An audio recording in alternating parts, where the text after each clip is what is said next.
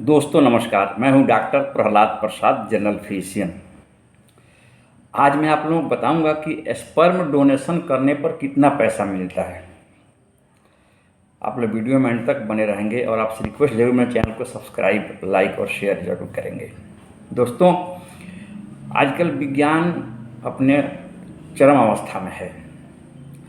विज्ञान ने बहुत ही उन्नति कर ली है। पहले ज़माने में अगर बच्चा नहीं होता था तो औरतों को बांझ कहा जाता था, लेकिन विज्ञान ने साबित कर दिया है कि अब आज के ज़माने में कोई आदमी बांझ नहीं रह सकता है।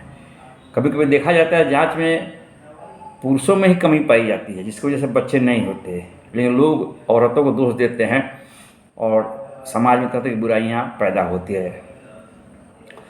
तो दोस्तों, इसका सॉल्यूशन बहुत दिनों से है।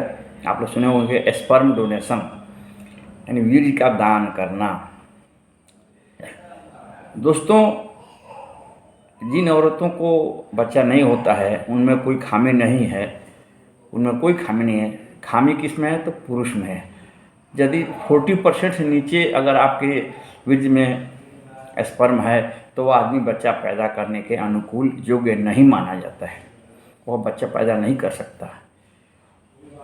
लेकिन जांच में जब पता लगता है तो उसके पैरों तले ज़मीन खिसक जाती है।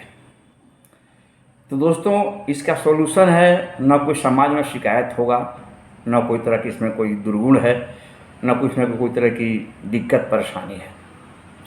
आपको किसी डॉक्टर के यहाँ, किसी डॉक्टरनी के यहाँ जाना है जहाँ पर कृत्रिम गर्भाधान कराया जाता है, तो वहाँ पर आपको जाकर सारी बातें बतानी है, रिपोर्ट दिखानी है। तो आजकल स्पर्म डोनेशन का काफ़ी फैशन चल पड़ा है। बहुत से लोग पैसों पे स्पर्म डोनेशन करते हैं, यानी दंपति स्पर्म किसी का दान लेते हैं, खरीदते हैं, परचेज करते हैं। तो या तो वो अपनी दोनों में एग्रीमेंट होता है, उसके हिसाब से पैसे उनको दिए जाते हैं। बहुत सी ऐसी स्वयंसेवी संस्थाएं भी हैं जो लोगों से फ्री में स्पर्म डोनेशन लेकर के रखती हैं और लोगों को दान में देती है, कुछ पैसे लेती है। बहुत सी कमर्शियल संस्थाएं जो हैं जो ये काम करवाती हैं, स्पर्म डोनेशन लेकर के किसी को स्थापित करवाती हैं। अब सवाल है कि बहुत से लोग इसका चार्ज करना चाहते हैं, पैसा लेना चाहते हैं।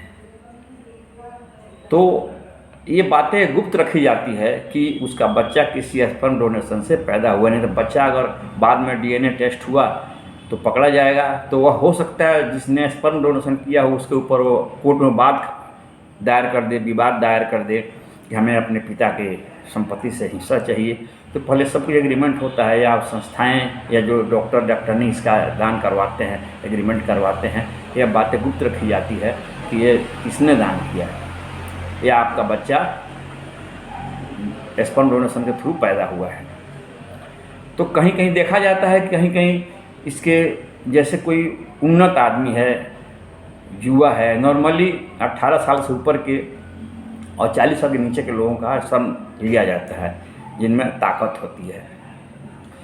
तो यदि कोई आदमी सुंदर है, तगड़ा है, उसके अंदर स्पर्म की उसके मतलब वीर्य में ज़्यादा संख्या है, यानी पूरा पावरफुल है, तो वह ज़्यादा चार्ज करता है। कभी कभी ऐसा होता है कि 5-5 हज़ार 10-10 हज़ार रुपये लोग चार्ज करके लेते हैं स्पर्म डोनेशन के लिए। बहुत से लोग 1000-2000 में भी स्पर्म डोनेशन कर देते हैं। यानी ऐसा कोई लिमिट, एक रेट मार्केट में नहीं है।